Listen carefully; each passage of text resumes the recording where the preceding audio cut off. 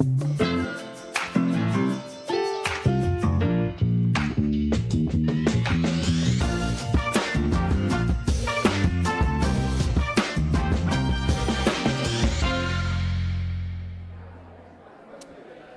good afternoon, everyone. Early afternoon, early evening, whatever this might be. It's kind of that weird time of day.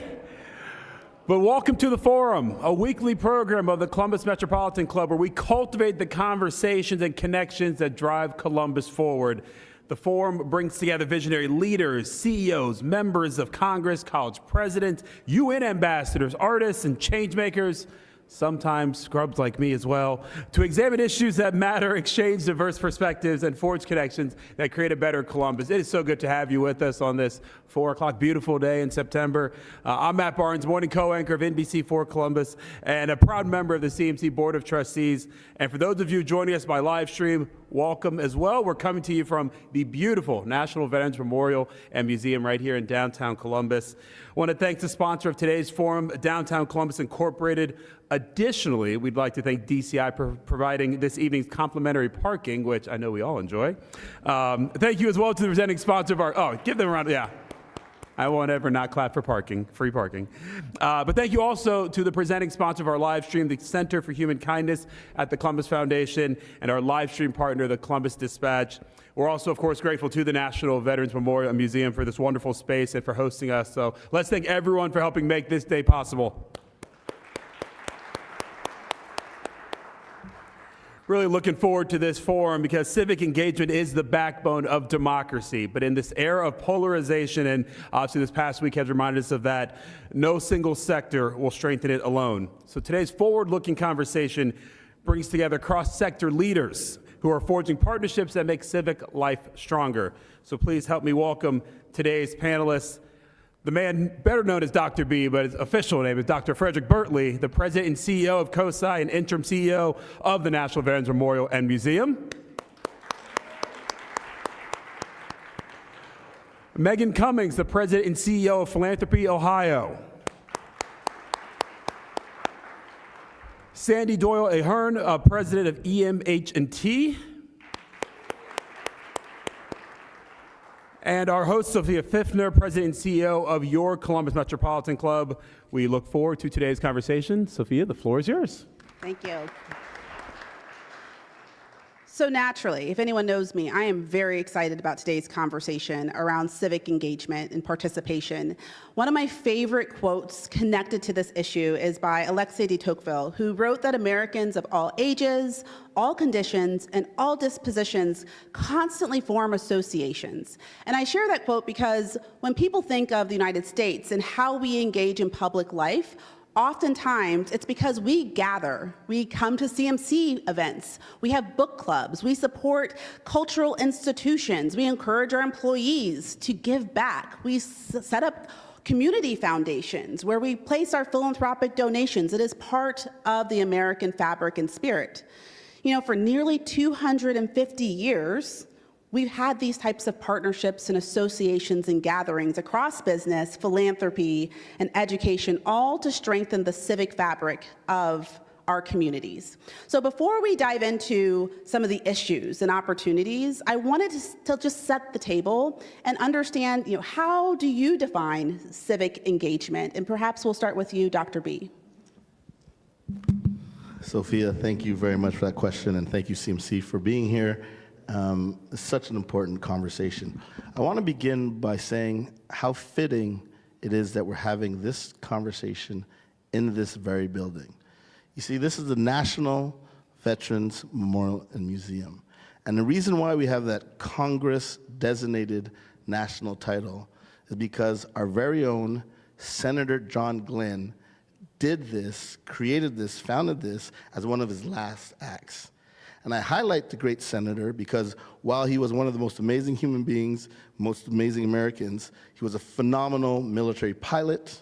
He, of course, was the first human being to circumvent our planet safely, by the way, on the mathematics calculated by none other than an amazing African-American mathematician, right? So if you've ever seen the movie Hidden Figures, she supported John Glenn's orbit. But then he dedicated his life to service through politics.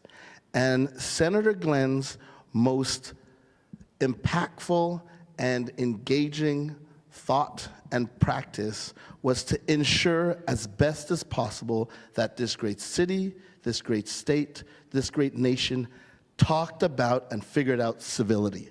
It is literally his greatest gift he gave to us. So when you ask me, someone who has the pleasure of working with the amazing team here at the National Veterans Memorial Museum that was founded by Senator John Glenn, he literally embodies why civility is important. And for me as a definition, it's exactly resonant with what you said as an introduction.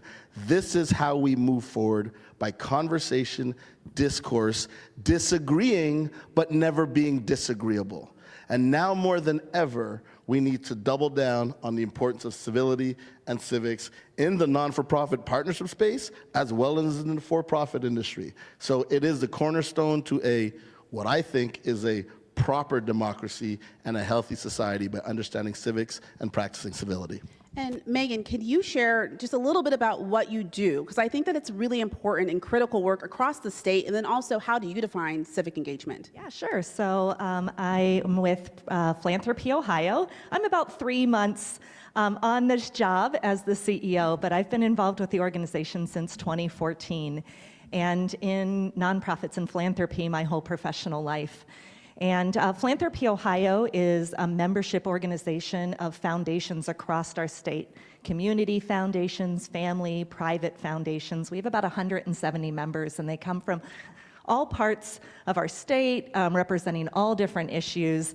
And they're really getting up every day, figuring out how we can get resources in our community and make a difference on our most critical issues across the state. So thrilled to be with that organization formally, which is fantastic. So when I think of civic engagement, this has always been something that's just been so important. I was a political science major. I think some people are just wired to always look for how to be engaged with our communities. I think it's a way for us to participate and have agency in what happens with our communities. So whether it's by volunteering or going to a public meeting or just voting or raising your voice in some way about issues that are important to you, that's really how I think of civic engagement.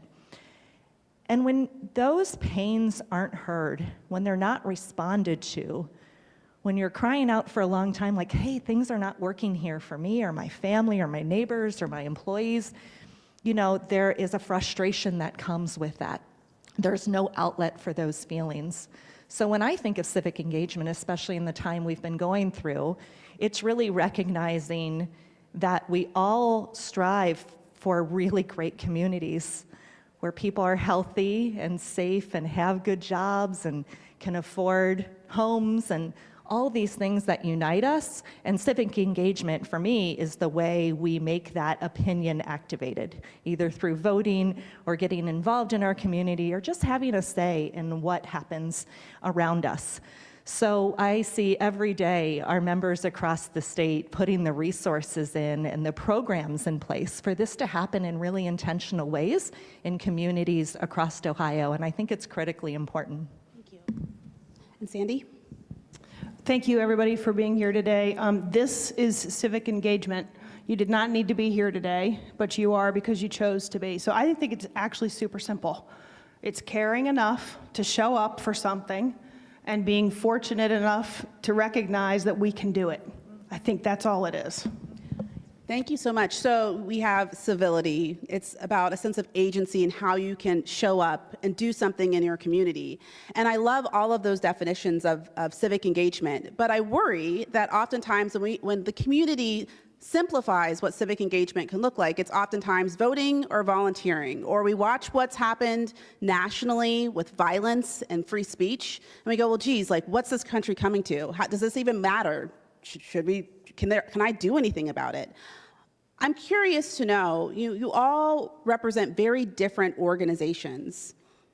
How do you think civic engagement and participation can solve some of the polarization that I think I can safely say every American with a beating heart, every person who is watching our country is consistently grappling with? Want me to go? Sure. So I think it's a great question. Some of you know me, I'm pretty straightforward, so I'm just going to be straightforward. I'm not sure it can solve a polarization problem, but I also think you can't let a polarization problem get in the way of not doing it.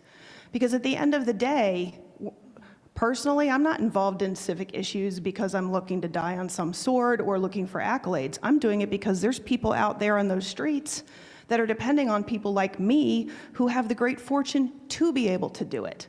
So I think you have to do it despite polarization, frankly, and then what you can hope comes from it is reasonable conversation that eventually moves us on. That's the only way I actually think it's going to happen, because you somehow got to get to the middle of people who care about lots of different issues and not let polarization lead you into those conversations. That's it for me. I think everyone has a role in this, no matter their position, title, community, etc. And I think it comes down to recognizing humanity in the person sitting right next to you right now, or across from dinner, or at your kid's baseball game, or wherever that is, that person-to-person connection. So I think there's an entrance into for everyone into reducing the polarization and increasing this dialogue we need to have. I kind of look at it in 4 rings. So what do I have control of just personally?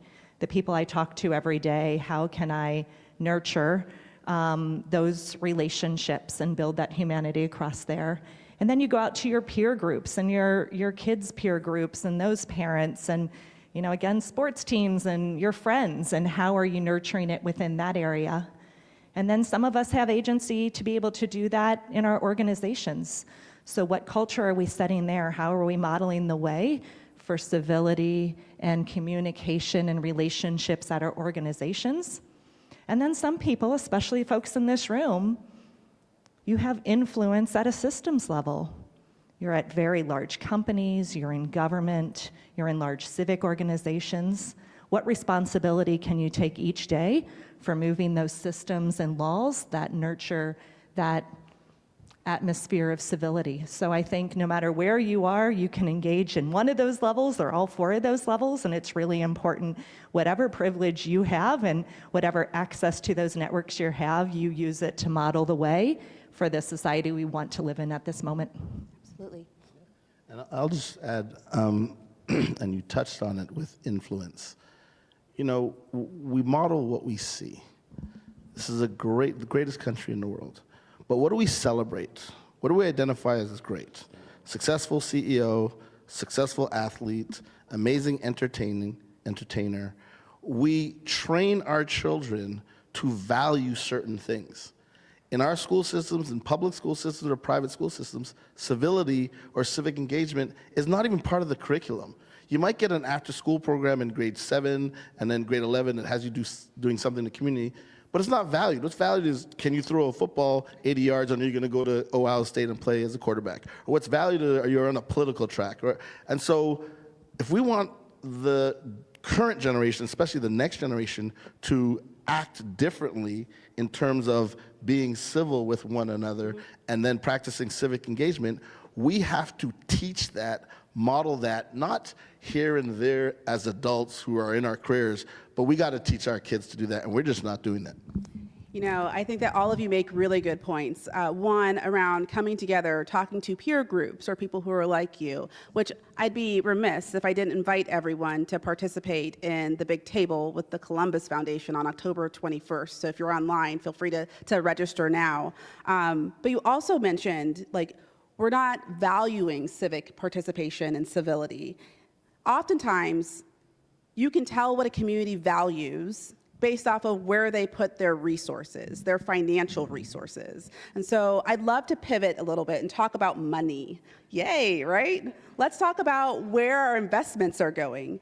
There's a new local committee here in Central Ohio, in Columbus specifically, that's reviewing funding for arts, human services, and tourism. And I'm curious, how do we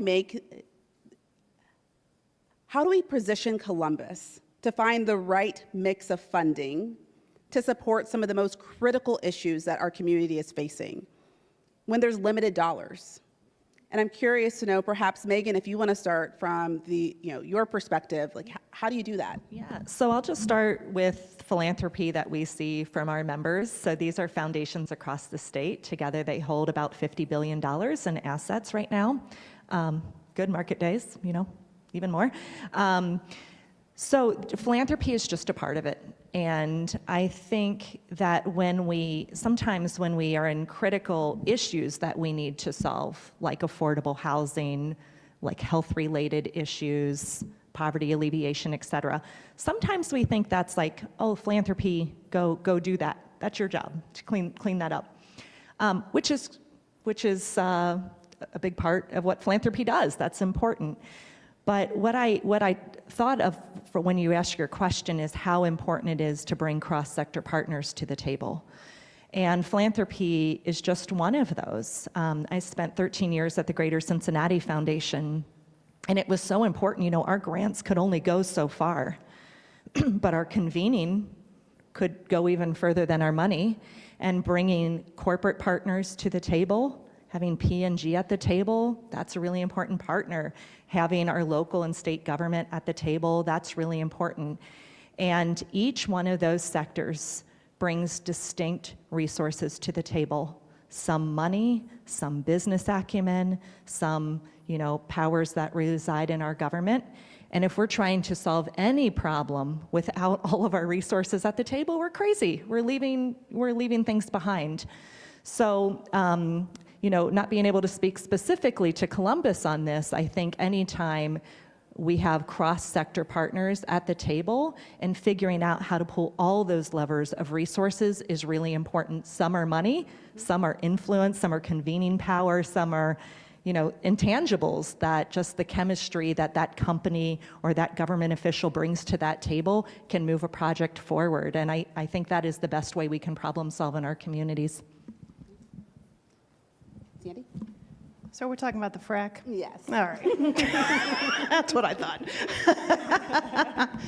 Okay, so I'll just put it out there that I am the chair of the committee, and I think Marshall's here too. I saw you walk in here somewhere, and now he's probably going to run out. There he is. So what Sophia is referring to is the Funding Review Advisory Committee that is kind of breathed life into one that was done several years ago. Tom Katzenmeyer, others were involved in that, and thank you for that work. This is tough, okay? This is a group of people who are volunteers who have been asked by the mayor's office and city council and the county commissioners to come together and think about what we can do as a region to fill some significant gaps. Everybody knows a little bit about lots of things, and you all know in the sectors you spend some time in that you'd probably say there's funding challenges. So when you add all those up, there's funding challenges across just about every sector you can possibly think of. I'd expand the answer for us to say we are talking about the region. So we're not just talking about the city of Columbus. I don't think that's appropriate to think that the city of Columbus is responsible for fixing all these challenges, but we are looking regionally and we are looking at private sector participation. The reality is, and I'm just going to say it plainly, the need is substantially higher than the potential resources that we could even dream up, number one. Number two, there's limitations on resources in terms of how you enact those, because anything we do will impact somebody. So while we might suggest something that's going to potentially raise funds for this particular need, that's also money out of that person's pocket. And so balancing those is really tricky. However, I give a lot of credit to our government partners for this, because at the end of the day, we're going to make recommendations. I already accepted the chair knowing I'm going to piss everybody off. It's fine. I got it. You're not going to make everybody happy, but I'm not the one who has to actually implement it. And so I do think it's important to recognize that we have government leaders right now who are trying to think beyond the normal day-to-day solutions to ask volunteers to think about how we might do this. I personally think that once that's done, we've got to get back to the bigger conversation, which is not just that this is going to solve the world's problems, but we have to continue to build a culture in Columbus of philanthropy. And I mean in your home, I mean in our businesses. And I'm not saying that you have a ton of money to give away. Philanthropy can come in a lot of different ways. The biggest thing that drives me crazy, the lottery. If I walk up to somebody and I say, would you be willing to give $1 for homelessness? No. The lottery, I'm going to go buy a ticket on the chance I've won a $1 billion opportunity to win. It's fascinating. It's a mindset. And so there's nothing wrong with buying that lottery ticket. The bigger question is, why are you not willing to give up that same dollar? So I think we have to build a culture of philanthropy in our families, our institutions, and frankly, at the business community. It's got to stay at that level as well. Absolutely. You know, oftentimes when we think about civil society, it includes the private sector, government, and nonprofits all working together. But when we hear that as individuals, we start to think, oh, it's that institution's responsibility. It's City Hall's responsibility behind us here. It's COSI's responsibility or the National Veterans Memorial Museum, when really each of us individually have a responsibility to shape the community that we want to see. You know, with that, with cross-sector collaboration, there's also some surprising opportunities. And I'm curious if any of you have any stories that you might like to share around partners that you've made in this work that have really surprised you. And Dr. B, you have a lot of stories, so I feel like you have something good to say. Sure. Thank you for that. And to piggyback off of my colleagues to my left, so ditto, and to your point about values, you know, there are things, we talk about nice versus necessary. Homelessness, you know, you got to find shelter for people. That's necessary. Health, right? Necessary. Education, necessary. You know, you can layer on these things. Workforce development, so people are trained to get a job to feed their families, necessary. Then you throw in, hey, I'm writing a grant for civic responsibility engagement. People are like, you know, that's a nice to have. Oh, that's cute if you do that. Now, doing that right will actually help the other sectors, but a lot of times it's not seen like that. And so to your point about funding, it's really hard. In terms of example partnerships, I'll just use one example. I'm across the street at COSI in 2019. We launched something called the Science Festival, COSI Science Festival. And you know, many of our big funders are sitting here right in the room. I'm looking at them. But to pull this off, it's a 4-day event. First Wednesday in May through Saturday. Wednesday through Friday, we do 110 different events in Franklin County and contiguous counties. COSI can't put off, we don't have the staffing capacity or the money or the bandwidth to pull off 110 different events, but we do that through partnership. We have over 200 partners. And then on the Saturday, we have something called the Big Science Celebration. That's the only event at COSI. It's not in the building, it's around the building, and we have 200 tents there, everything from higher eds to corporate America to big tech companies to non-for-profits. And so these are all partners who have agreed to, signed up, if you will, with us to say, hey, science literacy and science access is important. Doesn't mean everybody's gonna get a master's or undergrad master's or a PhD, but just like we need to learn to read and write, right? You might not be the next William Shakespeare or Maya Angelou, but you need to read and write. We're not expecting you to be the next great scientist, but you need to be science literate. But only through partnerships have we been able to activate that, and it's been absolutely amazing. So thank all of you in the room, because almost everybody in here partners with that. But that's how we're able to have a much broader impact. I mean, 110 different events in 3 days in this community. That's tremendous. I have time for just one more question before we start the audience participation. So for those of you who are tuning in online, feel free to type in your questions for our panelists here.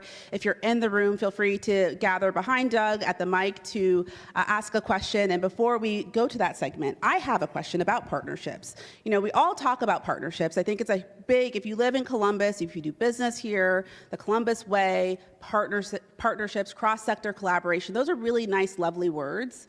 But how do you make it sustainable and effective? Because from every single one of your seats, I think that you have probably a very different ideal on what does it mean to have a good, sustainable partnership. Sorry? So, you know, there's a lot of questions about what the Columbus way is. You hear people talk about it, criticize it, and that's completely fine. But let me tell you, it is the truth. The reason people don't always understand it is because partnerships don't always mean big, grand announcements. Sometimes they're really small things that happen behind the scenes, and they happen all the time in this town every single day. It's stunning. On the flip side, I would say the partnership activity that's occurred over the last several years that have led to some big announcements are game changers. For example, the one yesterday with Columbus State and Ohio State. That is not some fluffy thing that just happened. That was 15 years in the making. It took the right leadership group to do it. It took the right funding to do it. Shannon Hardin deserves a lot of credit for getting us as far as he did, because without the Columbus Promise, we wouldn't even be talking about then a partnership with Ohio State. So there's a lot more behind that scene, so I won't do all that right now because it would take a long time. But the point is, often what the public sees is the big splashy announcement. The work that it takes to get to that point, just by example, Link Us is another example, huge game changer for our region, comes because people like this in this room believe in it and never give up and just fight and fight and fight and fight and fight to make it happen. So you have to trust to some degree that the good people who live in this community are actually doing the partnership work that it takes to get things done, and know that not everything makes a headline, but it is happening here. And I think I have great confidence that it does not go on to the degree that it does here in other cities in this country, and we can never let that go, but it's culture. I teach the next person who teaches the next person. That's on us right now to continue to do that. So much of what you said resonates with me and with the organizations in philanthropy. And it's not that splashy thing that happens in the end. It is those dozens and dozens of meetings and the facilitation and the Post-it notes and the call before the meeting to make sure you have alignment when that bombshell issue comes up in the meeting. And it's the before the meeting, it's the after the meeting, it's the trust that's built, it's showing up for each other in community, it's dozens of trips, to the community center to listen to folks that are in the community. I think repeated, consistent interactions over many years builds the trust necessary to get big things done. And it's not sexy. It's just hard, gritty work that needs to be done. And I always think, if I'm a true partner to someone, I will never surprise them because they know what's coming or we've talked about it. I will never catch a partner off guard. And they're not a true partner to me if I get caught off guard, like, oh my God, what was that? So that's kind of my litmus test to say, like, is this a true trusting partnership? And I think you can only build that through hundreds of consistent interactions that activate your intentions. Anything to add? Real quick, because our dear CEO to my right will not toot her own horn, but a few months ago, she spent a week at Harvard Business School as part of the YALP program, the Young American Leadership Program. 15 cities across the United States participate. They select 7 to 8 leaders in those communities, and they send them to Harvard Business School, and they spend a week doing a deep dive on all these amazing clinical case studies. Well, one of the case studies they do, and I know some of you know this in the room, but I want to make sure all of you know this. One of the case studies they teach at Harvard Business School doubles down on what you just heard here. The Columbus Partnership and the Columbus Way. Not that the Ohio State's not one of the greatest universities in the world, but so is Harvard Business School and Harvard in general. And they have realized that across America, one of the cities that does it the best is right here. So I thank you for underscoring what it takes to be true partners. And it takes the hard work. Things don't happen overnight. There's so many things that happen silently, but we should rejoice in the fact that we have an infrastructure and a framework in this city, unlike any other city out there, to really double down on making partnerships, small, medium, and large, splashy, and completely silent, actually happen to move our city forward. Yeah, thank you, Dr. B. What I will share is that it takes individuals. That Columbus doesn't happen, Gahanna doesn't happen, Grove City doesn't happen without individuals who are curious, who want to show up, and who have agency to know how they can give back. So with that, I'd love to pass it back to Doug because we have individuals who are showing up who have questions that we want to address. Sophia, thank you very much, and thank you so much to today's panelists. If you have a question for today's panelists, please do join us here at the microphone. We'll try to get to as many of them as possible before we run out of time. If you're watching online, please type your question into the chat. We'll try to get to those too. Great questions at CMC always have a couple things in common, don't they? They can be asked in just a sentence or two. And what punctuation mark does a question end with? They end with a question mark. Yes, they do. Thank you very much. Brian, you're up. Thanks, Doug. My name is Brian Urbanski with the Aubrey Affordable Housing Foundation, and we house some of the lowest income residents in the city of Columbus. We don't have a big advertising or marketing budget or PR budget. In fact, we have none at all. So civic engagement is very important to us. In addition to networking events like this, how do you recommend nonprofits like us and other nonprofits can get the word out and engage with our community to spread the word? Uh-oh. That was okay. Philanthropy person here. So a lot of my career was in nonprofit fundraising, often for very small organizations that probably are in the same situation as you, like we just don't have that budget. So a few things. I would find people that are passionate about your mission that can tell your story for you and with you around the community. The other thing I would really recommend is as you have those funders, sometimes, whether fair or not, sometimes funders are kind of that seal of approval that, give your work more credibility. And oftentimes they're willing to amplify your story too and, put you in touch with their donors, especially at, community foundations. So I would start there, but I think that influence piece is really big. I worked at an inner city drug treatment center in Cincinnati for part of my career, and very similar situation to you, and we would just amplify those stories of successful client outcomes and family outcomes, and then have them tell their stories as well. I think that's a start. I'd be happy to talk to you additionally too, though. Yeah, and I'll just add that your question really underscores the potential and power of partnerships, which is what discussion is about, because your content and your cause is so important. You have for-profit companies that will do I'm sure you all know this, but I'll just say it. They have for-profit companies that will do pro bono work. So you can hitch yourself to and I don't know if someone's in here from Falcon Maritime or any of these other great, bigger companies that have a pro bono vertical where they'll say, we love your cause, we'll do your marketing, we'll do your communication, we'll push out your brand, your cause in a way that you could never achieve, per your point about our smaller budget sizes. So partnering, but specifically with an industry sector that's delivering on the thing you want. Just add one more thing to that, sir. I would say that it's easy when we're delivering life-saving, life-changing services to think that is clearly the first priority for where our money goes. I think we would agree that's very, very important. But I would also challenge you as your agency grows is to carve out money for that, because that's a really important function. Can you imagine any company in this country saying, we don't need to market, we don't need to communicate, that's a way to grow. So, I think sometimes we have such a big heart for the mission, we just want every single dollar to go to that direct delivery of service. And what could be achieved if more people knew about our mission and it inspired more money to come to us so we could serve more people. So I think it's not just a concrete cost, but it's also an investment in the growth of your agency and your ability to attract even more attention and donors to your cause. So I would also think about it that way. I know those are hard trade-offs, though, when you're in the moment. Excellent answers. Thank you very much. Good afternoon. I'm Kathy Fox, a long time ago former president of CMC, and I want to first thank you.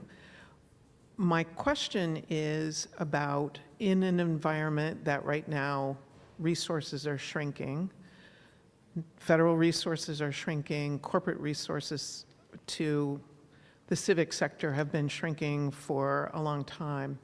How do we make the pie bigger so that we don't lose the important things that need to happen? Not, of course, first, the things that are life-saving and critical, but we also have in this community a lot of great cultural and artistic resources that under some circumstances might lose out on funding. How do we make the pie bigger in this community? I mean, that's the million-dollar question, right? Such an important question. How do you continue to do good work? How do you continue to make a difference when your catalytic agents, i.e. money, is shrinking? I don't have the answer. The way I've been thinking about it with my colleagues, a term that we do not like to use because it was painful when we went through it, is we almost have to have a pandemic mentality. Now, in the case of the pandemic, that was caused by a biological entity. It happened, and we're all affected. In this case, it's happening by humans, however the political sector is shifting, and they're making decisions that's impacting us. But if we can have that, I don't want to use the word scarcity model, because I do not like scarcity model, but we just have to get super creative. And I know it's not a great solution to your very important question, but we have to act like it's real, the funding is going away, we have these programs and people that are changing the world, doing important things.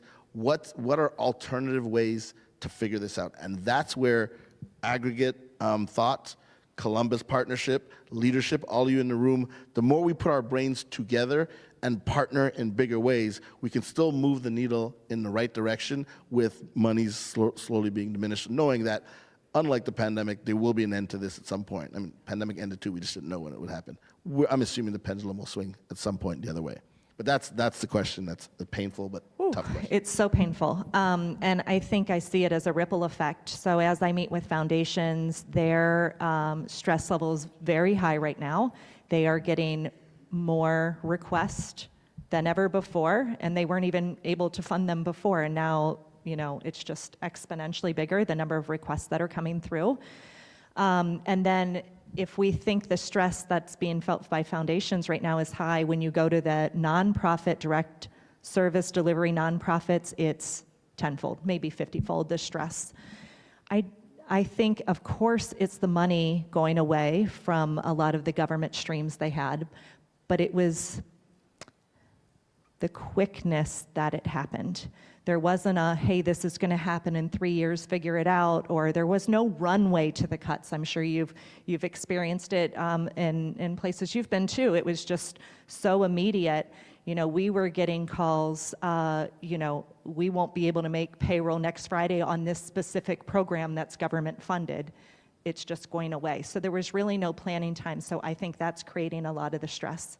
What I see from our members now is, especially with the cuts coming to Medicaid and SNAP, we know there is going to be even greater demand on the nonprofit sector to provide programs. And I hate to say this, philanthropy cannot plug the hole. We don't have enough zeros in those assets to plug the hole. When I was introducing myself and talking about our members together have $50 billion in endowments. Okay, that's great. That's a really big number. The runtime on that compared to federal government or state or local government spending is like a few months, guys. It just doesn't plug the hole. So we're getting really creative. We're urging our members, you know, how can they look at their spending policies since the market's been so good and most endowments have been up? You know, can we increase those spending limits now to get more money out in our communities? And we're trying to get creative too. And the hole is just too big to plug. So I think we're going to see some real shifts in our nonprofit community and our foundation community coming up as we figure out what the need, how we can help our neighbors in need that will be affected by these cuts. Thank you. We have 2 minutes left for a final question.